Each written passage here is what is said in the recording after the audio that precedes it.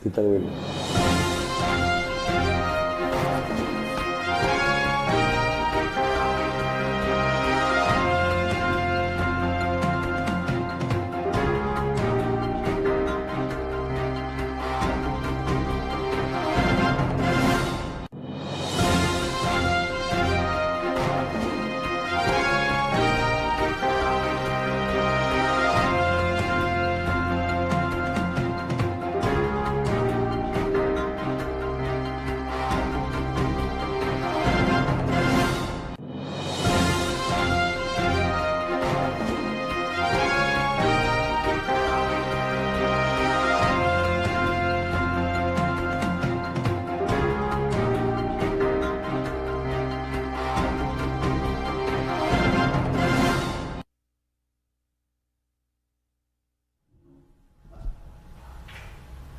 Muy buenos días, esta es una edición más del programa Zona Franca con Jenny Vilcatoma, un espacio dirigido a poder tratar los temas más álgidos sobre la corrupción en el Perú y a ser tratados de forma clara, sin ningún tipo de miramiento, sin ningún tipo de miedo, buscando encontrar la verdad y luego defenderla, porque de eso se trata. Los ciudadanos tenemos derecho a conocer la verdad de todos los hechos que generan que no podamos salir de la pobreza extrema, que no podamos salir de aquella situación económica que pese a que trabajamos tanto, no cambia en nuestras vidas. Y ello se debe precisamente a que somos víctimas de la corrupción. Todas las consecuencias de todo el dinero que los corruptos se roban del Estado peruano es lo que genera que los ciudadanos no tengamos acceso a servicios básicos de agua, luz, desagües, porque sí, en el Perú y en Lima, la capital, existen ciudadanos que no tienen ni agua ni desagüe. En este programa vamos a iniciar tratando el tema sobre el Banco de la Nación. ¿Existe corrupción en el Banco de la Nación? ¿Cuánto tiempo es que está campeando la impunidad en estos temas? ¿Existe corrupción en la construcción del nuevo local del Banco de la Nación? ¿Existe corrupción en el nombramiento de los gerentes o aquellos que permanecen en los cargos atornillados y generando solamente una serie de irregularidades? ¿Existe corrupción en la forma en la que se está dando los ascensos a aquellos profesionales que son nuevos, que no tienen los requisitos y que se está relegando a aquellos profesionales de carrera que le han dedicado toda una vida al Banco de la Nación? Les comento, queridos seguidores, que en mi despacho recibimos a diario quejas, no solamente de integrantes de los diferentes sindicatos que existen en el Banco de la Nación a nivel nacional, sino también recibimos denuncias muy graves por integrantes, por trabajadores en esta institución, que nos revelan que prácticamente la impunidad campea en esta institución. Hace mucho tiempo que se ha empezado a relegar a aquellos profesionales de carrera que merecían los ascensos después de tanta dedicación y después de haber cumplido todos los requisitos, y eso no se está cumpliendo. Se está mandando a estos profesionales a cargos que no son de acuerdo a su especialidad ni de acuerdo a la experiencia que ellos han desarrollado, generando en estos trabajadores una impotencia, una indignación, una humillación, que como ustedes podrán ver cada vez que acuden a un Banco de la Nación, se siente ese sentimiento de indignación por parte de los trabajadores. Hay una serie de cuestionamientos que se han dado, por ejemplo, de la forma en que se gastan los recursos en el Banco de la Nación, la forma en que se habrían cometido actos de corrupción en esta nueva construcción del Banco de la Nación en San Borja, que no habría cumplido con parámetros, que no tendría las licencias respectivas en varios aspectos, que el monto que se habría invertido no sería el que se ha declarado. Hay una serie de problemas respecto a la ventilación en este local, y que nosotros desde mi despacho ya hemos empezado a indagar, pero que hasta la fecha encontramos resistencia por parte de las autoridades de esta institución en reportarnos, enviarnos toda la información que venimos pidiendo en ejercicio del derecho al acceso a la información y como congresistas de la República. Adicionalmente, también hemos recibido una serie de denuncias en la forma en cómo las personas vienen, o los responsables vienen ascendiendo a personal que no cuenta con los requisitos, ni con la experiencia, ni con la calificación debida, sino que únicamente son ascendidos debido a las relaciones amicales, a muchas relaciones incluso amorosas que han tenido lugar en la institución, que vienen a ser cuestionables porque se han dado más bien en el marco de pretender lograr un ascenso, o de querer favorecer o querer aprovecharse de determinadas personas por la posición y el cargo que ejercían. Ese tipo de cosas tienen que acabar. Nosotros hemos venido reiterando de manera constante que estos cambios son urgentes desde el Ministerio de Economía. Ya hemos tenido nuevos ministros de Economía, pero no hemos encontrado en ninguno de ellos, incluso en la actual ministra Cooper, una voluntad de hacer los cambios necesarios en esta institución. ¿Qué se necesita para que este banco pueda estar en condiciones de competir en el mercado? Si en otros países este tipo de instituciones son las que reciben todo el apoyo del Estado para poder competir, ¿por qué en el Perú se hacen todos los esfuerzos para que este banco no esté en condiciones de competir en el mercado? Entonces, estas voces de protesta desde el Banco de la Nación, al no ser oídas, ya están dando lugar a el llamado para realizar un paro nacional este 8 y 9 de marzo.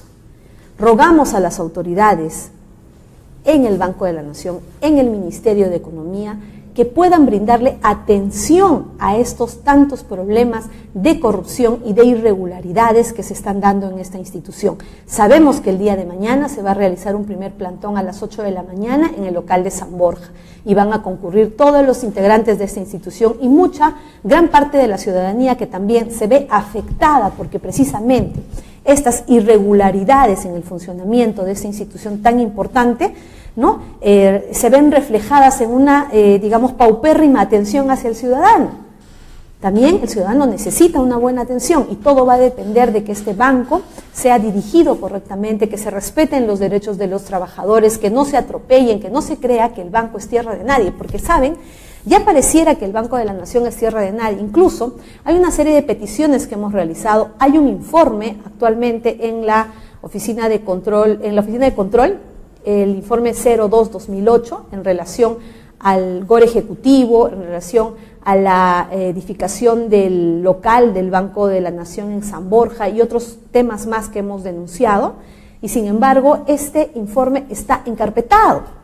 No se hacen las conclusiones finales para que las autoridades puedan adoptar las acciones de ley. Yo estoy a la espera del resultado de este informe, venimos exigiendo este resultado, pero hasta el día de hoy no tenemos el resultado, señores. ¿Qué se espera para poder tomar estas acciones? Nosotros vamos a estar el día de mañana en este plantón acompañando a estos trabajadores, acompañando estas protestas para que finalmente las autoridades le brinden la atención debida.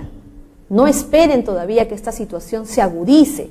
Estos trabajadores merecen tener condiciones dignas de trabajo, merecen que se les respete su línea de carrera. Todos merecemos del Banco de la Nación una atención óptima que debe reflejarse precisamente de este cambio, de la adopción de acciones inmediatas por parte de las autoridades. Muy bien, dicho esto, vamos a dar pase a nuestro primer invitado. Tenemos el gusto de tener en nuestro set al doctor Francisco Díez-Canseco, presidente del partido político Perú Nación. Muy buenos días, doctor, y bienvenido a Zona Franca. Muchas gracias por la invitación, Jenny, y la felicito por este nuevo programa que siempre, estoy seguro, va a expresar las cosas con toda franqueza. Muchas gracias, doctor. Lo que intentamos decir, como siempre, es la verdad. Muchas veces no gusta, no les puede gustar, pueden tener mucho temor por lo que vamos a revelar, pero sin duda lo hacemos en bien de la protección de los intereses de los ciudadanos, que finalmente es el fin supremo para nosotros como congresistas. Doctor, de acuerdo a la coyuntura, es necesario conocer cuál es su posición, ya que todo el debate en este momento se ha centrado, contrariamente a lo que se decía cuando se reveló el escándalo de Odebrecht, en pretender que estas empresas corruptas, como la empresa Odebrecht, las empresas investigadas que se han consorciado con Odebrecht, como Graña y Montero, JJ Camet y otras, y ahora este club de construcción que nos hace conocer que estas empresas se coludían para ganar los procesos de selección y las grandes obras a nivel nacional, se está buscando de que estas empresas puedan volver a contratar con el Estado. ¿Qué opinión le merece? ¿Cuál es su postura, doctor? Porque yo creo que todo el Perú, ¿no?, se levanta en una sola voz, que si estas empresas han cometido corrupción, han defraudado la confianza de todos los peruanos, ya no deberían contratar con el Estado peruano. El tema pasa por varios planos de análisis, ¿no? En primer lugar, obviamente las empresas no deberían contratar más con el Estado porque están acusadas y está básicamente comprobado que han cometido ilícitos de gran envergadura. ¿A costa de qué? Del bolsillo de todos los peruanos. En segundo lugar, una cosa que creo yo, porque escuché el otro día, creo que a Lombardi hablando sobre esto en forma completamente fuera de contexto, la empresa como tal, como usted sabe, Jenny, es una entelequia, es una figura que se crea para agrupar a una cantidad de personas que son o accionistas, que son los inversionistas, o gerentes o directores para manejarse en forma conjunta. Así es. Es como un equipo de fútbol. Alianza Lima es un mito, pero en la práctica físicamente no existe si no hay jugadores, no hay directivos, etcétera, ¿no es cierto? Entonces, si una empresa comete un delito, la empresa se va a la cárcel. Vamos a trasladar el edificio Graña y Montero, ese que está visiblemente en el Paseo de la República. Que ya lo vendieron. Ya, pero vamos a trasladarlo a Piedras Gordas. Es imposible. ¿A quién vamos a llevar a Piedras Gordas? A los directivos. Así es. Esos son los que tienen que responder. La sanción consiste en que la empresa no puede contratar porque sus directivos cometieron delitos en nombre y representación de esa empresa. Así es. Y por lo tanto no deberían contratar con el Estado. Tercero, el argumento que se utiliza es que si estas empresas no siguen siendo viables, se va a generar un desempleo de 9, 10.000 o 11.000, no sé cuántos miles de trabajadores. Ok, pero el tema es, hay que buscar, eso es lo que se pretendió aparentemente con el 003 y lo que ahora se intenta con esta sustitución del 003, ¿no es así? Que las empresas en un periodo de transición no desaparezcan para que no queden las personas desempleadas, pero eso se puede entender como un periodo de transición, pero no como una solución permanente, que es a lo que se quiere ir cuando se señala que pueden volver a contratar con el Estado. Eso es inaceptable. Por otro lado, el periodo de transición implica ¿qué? Implica que la empresa no quiebre, que vaya cumpliendo con los compromisos que tiene con cientos de medianos y pequeños proveedores, estas empresas casi monopólicas, porque era un club corrupto que se llevaba todos los contratos, y que poco a poco la empresa se vaya diluyendo en el tiempo, mientras cumple los compromisos, mientras los trabajadores pueden buscar empleo en otras empresas, porque obviamente no creo que sean las únicas en el Perú que pueden hacer este tipo de obras, como tampoco Odebrecht o estas corruptas empresas brasileñas son las únicas que pueden contratar. Hay cientos o de repente miles de empresas de construcción que pueden contratar en el Perú, que no tienen el bagaje de corrupción que estas empresas arrastran y que deberían entrar también al mercado. Pero acá se está cerrando todo porque hay intereses creados. Si estas empresas no siguen operando, se va a la quiebra la industria de la construcción, entramos en una crisis inenarrable, se paraliza el desarrollo del Perú. Eso es rigurosamente falso. Lo que sí se requiere es un periodo de transición para sacarlas del mercado, para que se vaya donde deben irse, sus directivos a la cárcel y las empresas cerradas, y para que en el camino, ¿no es cierto?, los empleados, los trabajadores consigan chamba en otro lado. En cuanto a los accionistas, bueno, se han llenado los bolsillos en todos estos años. Se han robado demasiado dinero. No, tienen un montón de plata que le han guardado seguramente afuera. Y que se vayan pues a las Bahamas a disfrutar del sol y de los tiburones o lo que quieran. Pero que no sigan contratando con el Estado, pero que no pretendan seguir robando. Que no pretendan seguir robando, ¿no? Porque el delincuente... Dentro de eso, sí, un tema que a mí me parece muy importante, Jenny, y que habría que enfatizar y profundizar. El método Odebrecht, yo lo llamaba así, es el de las adendas. Así es. ¿No es cierto? La interamericana o la interoceánica 2 y la 3 se incrementan en cerca de, ¿cuánto? 1.600 millones de dólares a través de 7 adendas, ¿no? Así es. Entonces, todos han hecho lo mismo en el curso de los años.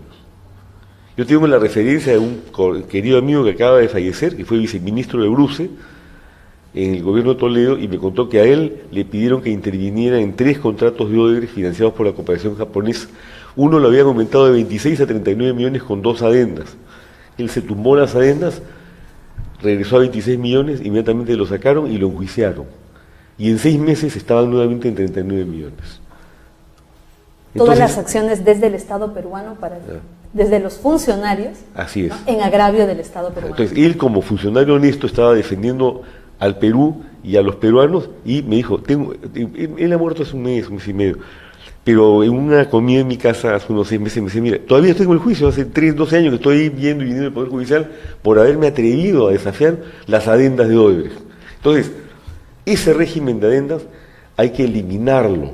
Así es. Si se contrata, se hace, ¿no es cierto?, a través de una licitación en la cual queda claramente establecido los márgenes, el monto de la obra, y se acabaron las adendas, porque esa es la vía que han encontrado para, imagínate, multiplicar por 4 los valores iniciales que se habían. Así cualquiera gana una licitación. Yo me presento con 10 millones, algo que vale 20, después lo multiplico por 5. Y eso es lo que han venido haciendo. Entonces, hay una serie de cosas, de mecanismos que tenemos que analizar para que estas cosas no se vuelvan a repetir.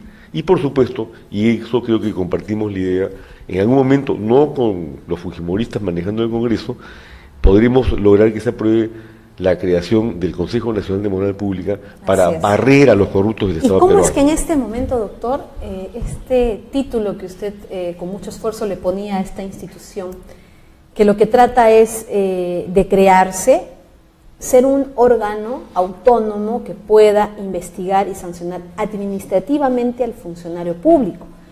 Pues sabido es que Otorongo no come Otorongo y las investigaciones administrativas en ninguna institución del Estado están dando resultado, menos en la Contraloría, y eso que ahora ellos ya tienen la facultad sancionadora. Entonces, que con este órgano autónomo, desde fuera de las instituciones, ¿no?, se investigue a todo aquel funcionario público que esté cometiendo algún tipo de irregularidad funcional, actos de corrupción que puedan dar lugar a su destitución. Porque ¿qué es lo que está sucediendo? Y aquí está el círculo vicioso, y usted no me dejará mentir. Mientras un funcionario, que raro es ya que sea denunciado e investigado, está sometido a una investigación penal durante años, permanece en el mismo cargo. Sigue llevando a cabo licitaciones, sigue llevando contrataciones a nombre del Estado y sigue cometiendo los mismos actos de corrupción. Pero la pregunta es, ¿y por qué permanece en ese cargo? Porque precisamente los órganos de control, las comisiones que investigan y que quieren sancionar estas inconductas o actos de corrupción simplemente no funcionan. Entonces lo que se busca es que con este órgano realmente se pueda sancionar y se pueda destituir, sacar de la institución a ese funcionario público y que asuma ya su proceso fuera, pero ya no con la garantía de que pueda ser blindado en la institución y pueda seguir contratando.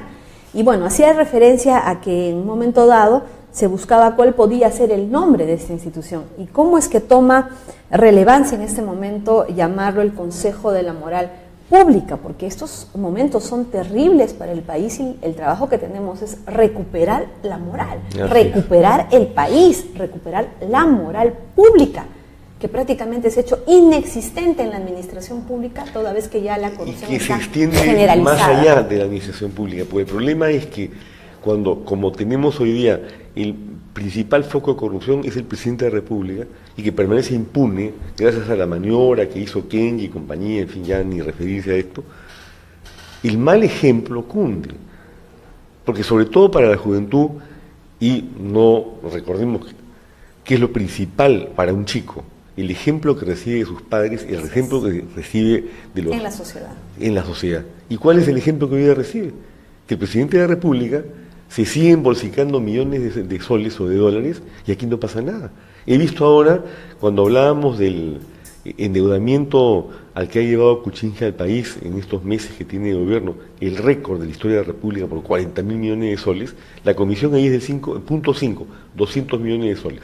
Ya ha salido por ahí algo indicando que él es el beneficiario. A mí no me cabe la menor duda que algo está recibiendo ahí, porque él es el riesgo antiguo y acreditado emisor de bonos soberanos del Perú, manejado siempre por su banco favorito, el JP Morgan, ¿no?, cuya representante en el Perú dejó de serlo, supongo, durante el gobierno de Kuczynski, ahora está de embajadora en el Reino Unido. Entonces, ¿a dónde estamos yendo con todo esto? Y es por eso que es un riesgo que el señor Pedro Pablo Kuczynski siga en el sillón presidencial, porque no sabemos cuántos de los negocios que ha hecho en el pasado los esté haciendo ahora. Si antes lo hizo como ministro de Economía, como premier, como asesor del gobierno, o simplemente como cercano a la autoridad, a las autoridades, ¿cómo es que pudo llegar a suscribir estos contratos donde participan sus empresas como estructuradores financieros donde realmente se da la verdadera ganancia?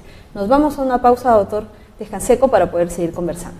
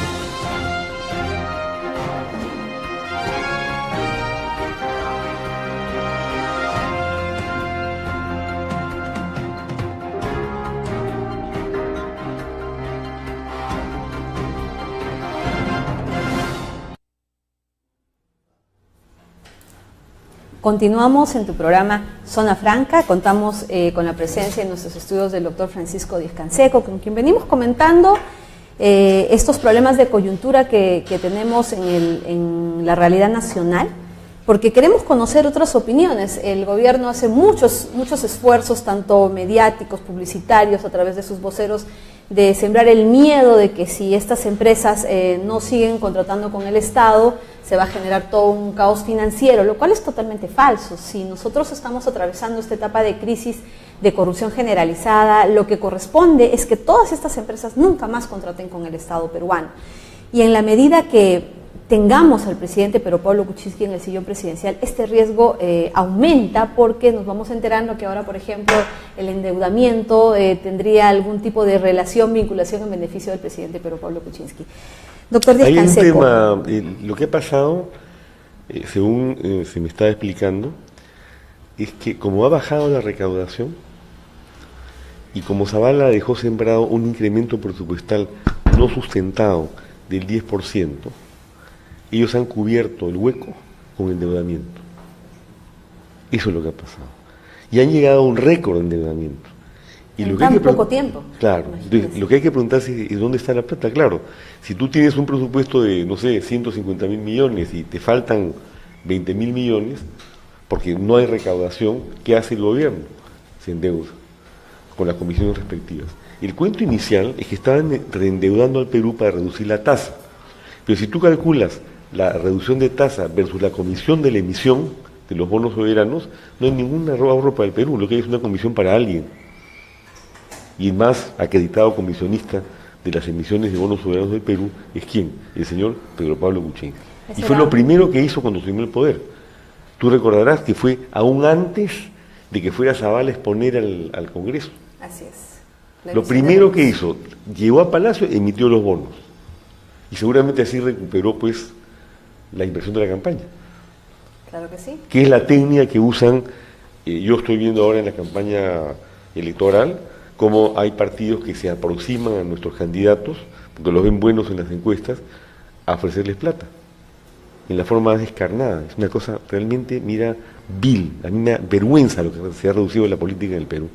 Plata como cancha, como dice Acuña, que es uno de los grandes corruptores de este país. Y necesitamos una posición de cambio, con urgencia. Así es. Una posición de cambio. Felizmente la gente está rechazando todo esto. Sí, ¿no? la juventud sobre todo, que ve esta realidad, que de pronto estaba estudiando con la esperanza de tener un futuro provisorio, se encuentra que en la realidad todo es corrupción, que no va a poder acceder a los cargos públicos porque pues precisamente por corrupción están enquistados los funcionarios, están enquistados no solamente en el ámbito público, sino también en el privado. Entonces, ¿qué futuro le espera al joven, al estudiante que todavía está en camino de terminar su carrera? Por eso es importante, la corrupción tiene que ser erradicada. Estos funcionarios públicos tienen que salir para que estas nuevas generaciones con la formación de vida lleguen y cambien el país. Eso es lo que buscamos en espacios como este, en Zona Franca, donde decimos a nuestros seguidores la verdad y las cosas como son. Ahora, respecto al endeudamiento, ese será un punto nuevo de investigación, una línea más que cogeremos. Y otro para punto poder que hay que investigar saber. bien, se habla, por ejemplo, de esas cifras, ¿no? La Sinterocénica 2, 295 millones, subió creo que a 1.041 millones, ¿correcto? Se ha hecho una investigación a fondo de cómo se ha sustentado ese incremento de, no sé, 4 veces, 3 veces. Y las obras pendientes por terminar es otro tema, que deben estar llenas de adendas y de Así incrementos. Entonces, ¿por qué no se audita eso? Yo te aseguro que si tienes la obra tal en 100 millones que está guardando las proporciones de las interoceánicas en 300 millones, ya se forraron. Que hagan el vómito negro, que devuelvan la plata que se han embolsicado. Quieren quedarse con la plata afuera y encima seguir contratando con el Estado y terminar las obras con esos sobrecostos que son inaceptables. ¿Y qué se está haciendo sobre la materia? Nada. Absolutamente nada. Y más aún cuando las investigaciones a nivel del Ministerio Público avanzan a paso de tortuga, son aisladas, no están interconectadas unas con otras. ¿Y dónde está la Contraloría? Una visión global. Bueno, la Contraloría el día de hoy ha sido golpeada por el gobierno. La ley que generaba su reestructuración ha sido observada el día de ayer. Hemos recibido por parte del Contralor una observación y que realmente nos sorprende. Es un contralor que prácticamente pusieron sacando al señor Alarcón por haber denunciado chinchero. Perdón, Alacrón. Bueno, es la expresión que usted utiliza, ¿no? Es la expresión que usted utiliza, pero se entiende, ¿no? Claro, se entiende que este nuevo contralor viene con el respaldo del Ejecutivo. Y no entendemos cómo es que ahora el Ejecutivo observa esta norma. ¿A qué se debe esta posición del gobierno? Ya se está haciendo muy evidente que no quiere luchar contra la corrupción. No he hecho nada, ¿no? Absolutamente nada. Ese saludo a la bandera de la Comisión que ya hace propuestas para luchar contra la corrupción. Nadie conoce las propuestas. Además, lo que proponen son tonterías, si tú revisas lo que han hecho, y cero. Ahora, lo que están observando acá son dos cosas fundamentales. Primero, una, que el Poder Legislativo mantiene la prerrogativa que ya tenía de nombrar a su propio órgano de control interno. Y en segundo lugar, que hay un incremento presupuestal porque se ha propuesto, en la ley se establece la creación de 2 vicecontralorías. Entonces, la respuesta es, en el caso de las vicecontralorías no se ha pedido aumento del presupuesto, tendrá que salir del propio presupuesto y tendrán que reajustar, o sea, no hay incremento del gasto ni se ha planteado. O sea, que esa observación no viene al caso. Y el segundo tema, ¿no es cierto?, ya preexistía, no se ha cambiado nada. Ellos quieren que eso se cambie, ¿por qué no lo propusieron a tiempo? En cambio ahora se presenta la norma, la observan y dilatan por tiempo indeterminado, porque ahora esto tiene que pasar nuevamente, regresar y todo lo demás, 6, 8 meses más, etcétera. ¿Qué te demuestra eso? Lo que tú acabas de decir, no tienen interés en luchar contra la corrupción y en volver más. Ahora, por otro lado, más allá de la ley, y lo hemos conversado antes, el problema son las personas. Tiene la Contraloría, que está encabezada y luego integrada por personas probablemente honestas que se la van a jugar para luchar contra la corrupción, no funciona la Contraloría, eso ya lo sabemos perfectamente bien. Entonces, todos estos son saludos a la bandera de un escenario manejado por la misma mafia. Son todos los que están integrados alrededor de este tema y que van saludando a la bandera, haciendo, digamos, posiciones simplemente de demostración de que luchan contra la corrupción, o sea, cosméticas, pero que en la práctica no conducen a la ejecución de medidas concretas como lo que está hoy día reclamando el país, lo cual es una vergüenza. Pero claro, si tienes ahí arriba a Kuczynski, ¿qué puedes esperar? Hablando de ello, doctor Díaz Canseco, ¿qué opina usted de la vacancia? Estamos a puertas de la presentación de una segunda moción de vacancia. Claro, en el mes de diciembre la empresa Odebrecht envía un documento que dice que el señor Pedro Pablo Kuczynski a través de Westfield y la empresa First Capital por su lado habían contratado con Odebrecht, lo cual le quita la careta, lo deja como mentiroso y se genera esta primera vacancia que, bueno, como se subastaron los votos en el Congreso, se perdió en último momento. Sin embargo, algo importante sucedió, que este hecho reveló información mucho más grave, nueva y mucho más grave, que no solamente se circunscribía a que el señor Pedro Pablo Kuczynski contrataba con Odebrecht a través de Westfield o que First Capital lo hacía solamente para brindarle consultorías, sino que lo que realmente era perjudicial hacia el Estado y la verdadera ganancia para ellos era la suscripción de estas estructuraciones financieras donde se pactaba un bono de éxito en el caso de que Odebrecht se hiciera de la licitación. Por eso el departamento de coimas de Odebrecht se llama el departamento de pagos estructurados. Así es. Pero has visto que entre la nómina esa de pagos recibidos por First Capital aparece $1 millón o algo más, que es un honorario de éxito. Y eso no es asesoría, eso es por conseguir algo. Claro. Eso es por conseguir el contrato. ¿Y quién estaba al otro lado aprobando el contrato?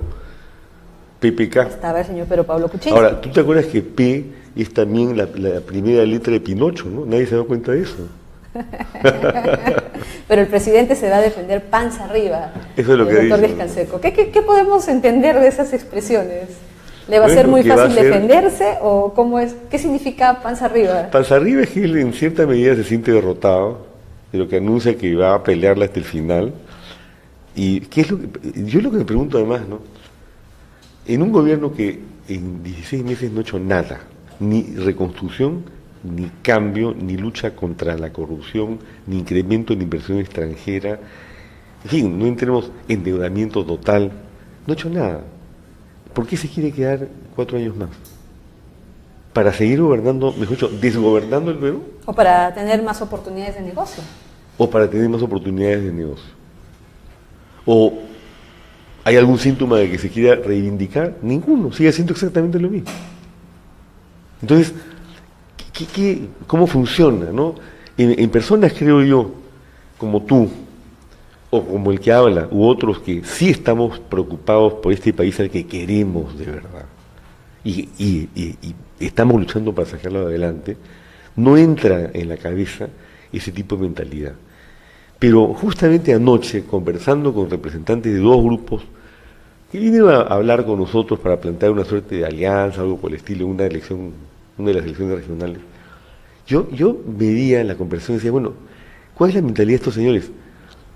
La mentalidad de lo que ha ocurrido con los partidos políticos en el Perú, que se han convertido, yo pensaba solamente una cosa, en maquinarias electorales, pero hay una segunda cosa, se han convertido también en agencias de empleo, y en tercer lugar, en cajas recaudadoras de los bolsillos de sus dirigentes.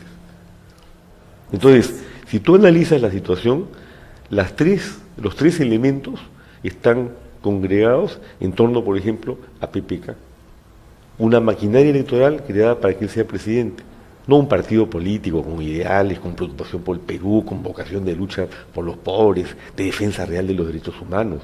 No hay eso no existe ahí. En segundo lugar, una caja recaudadora de los bolsillos de quienes lo integran. Y en tercer lugar, una agencia de empleos. Prácticamente, eso ¿No? es en lo que se ha convertido. Eso es lo que son Así los es. partidos políticos tradicionales y los nuevos el día de hoy.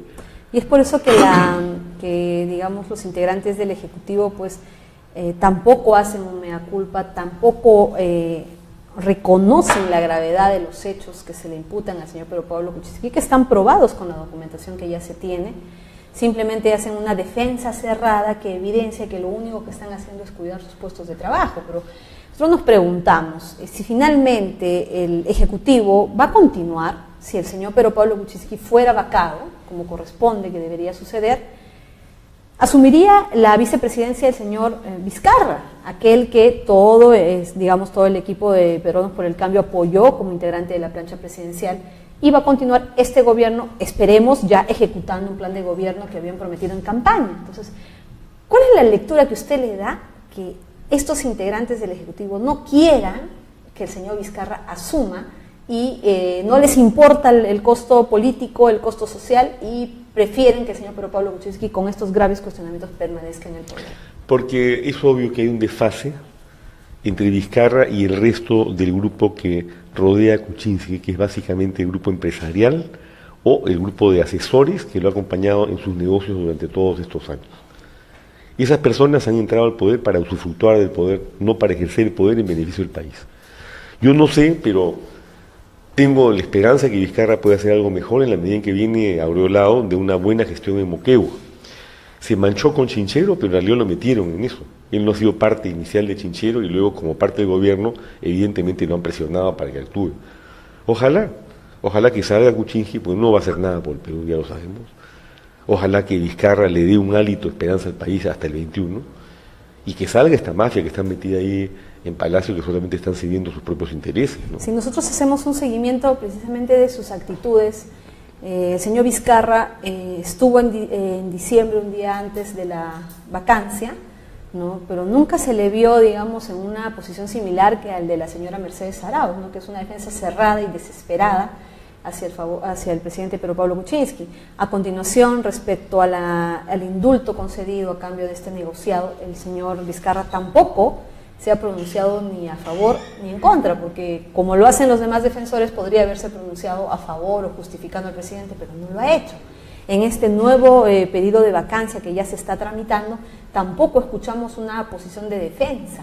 Ya creo que deberíamos generar una lectura de esa posición, ¿no? Y sabemos también que se le ha obligado en forma reiterada a renunciar si es que se vacara al presidente. ¿Qué opinión le merece esta situación? ¿Ya acaso no nos encontramos frente a un grupo de personas que están actuando de forma extorsiva? Sí, claro, es un grupo de poder que está enquistado en Palacio de Gobierno, que quiere seguir gozando los beneficios del poder y no soltarlo, y que saben que si se da Kuczynski, con Vizcarra probablemente no van a atender la misma gollería. Eso está claro. En segundo lugar, la idea esta famosa, que yo me voy, Kuczynski, y conmigo se van los otros dos, y el caos, porque entonces viene Galarreta, que tiene que convocar elecciones y todo lo demás. Esto fue para generar situaciones como, que yo le atribuyo, por ejemplo, el caso del grupo de Verónica Mendoza. ¿Por qué se retiran del hemiciclo? Porque no tienen un partido inscrito. Si se convocan elecciones inmediatamente no pueden participar. Entonces a ellos no les conviene la elección inmediata, que es a lo que estaba la amenaza de Kuczynski, era esa: yo me voy, elección inmediata. Para mí esos 10 votos los considero de esa manera. Señores, a ustedes no les conviene elección inmediata, mejor no voten a favor. O sea, esa podría ser una de las razones que justifica su actitud, por cuanto esa noche en el Pleno tenían pleno conocimiento de la tramitación del indulto. Era algo inminente. Claro, pero estaban amenazados y no consiguen las firmas, pues ya estamos viendo que no las consiguen, ¿no es cierto? Entonces, para ellos una elección inmediata es mortal, no pueden participar. ¿Qué van a hacer? ¿Cómo van a entrar? ¿Y qué se entiende de la nueva postura que ahora están presentando de querer promover la moción de la vacancia? Porque posiblemente, bueno, veo que ahí se han juntado todos o casi todos en torno al partido de Simón, que sí tiene inscripción. Le están cambiando el nombre, están buscando alguna fórmula ahí de conciliación. Por ahí podrían entrar. De repente ahí ya tienen una fórmula de salida. O sea, ya tienen una posibilidad de participar en elecciones y ahora sí promueven la vacancia. O sea, es un cálculo mezquino, fue ausente del interés del país y solamente en función de sus propios intereses, ¿no? Eso es parte de lo que ocurre hoy en la política peruana. Son cálculos de corto plazo, en función del interés de la persona o del partido, de las ambiciones de los que lo rodean y los grupúsculos de poder que se aprovechan. Eso es lo que pasa en el poder con Kuczynski y lo que ocurre con los otros grupos que nosotros estamos viendo actuando desde hace tantos años. Y con eso tenemos que terminar. Así tiene que ser. ¿Qué opinión le merece la tramitación de esta nueva moción de vacancia? ¿Tendrá éxito? ¿Otra vez los congresistas claudicarán, abdicarán a su función de representar a los ciudadanos? ¿Qué espera usted, doctor Ruiz Canseco? Poco, porque hay poca solidez moral en muchos de ellos. Como acabamos de hablar, muchos intereses creados. Hemos visto que en eso sí es experto Kuczynski, no sabe gobernar ni le interesa gobernar el Perú, pero panza arriba es capaz de cualquier cosa. Entonces, ahora, en el conteo, si Keiko Fujimori mantiene la bancada que le ha quedado, que es la más importante, y le sumamos, y va Verónica Mendoza con sus 10, y se mantienen los demás que votaron, sí puedes llegar, ¿no es cierto? Sí tienes el número para llegar. Vamos a ver por qué ocurre. Claro, el número existe, probablemente sí se van a tener los votos y usted podría hacer una consulta hoy día y podría tener la consulta absuelta, ¿no? Que sí se tendrían los votos. El problema es que en la sesión es increíble cómo con sumo histrionismo, ¿no? Los discursos van cambiando. Claro. Y aquellos mismos que promovieron la vacancia, que se comprometieron previamente, encuentran unos pretextos pero increíbles para justificar a la persona que se está cuestionando, ¿no? Entonces, ese es el gran temor, que se tenga que nuevamente el Ejecutivo se sienta fortalecido porque precisamente sabe otra vez cómo va a poder torcer las voluntades en el Congreso, que esperemos que no suceda.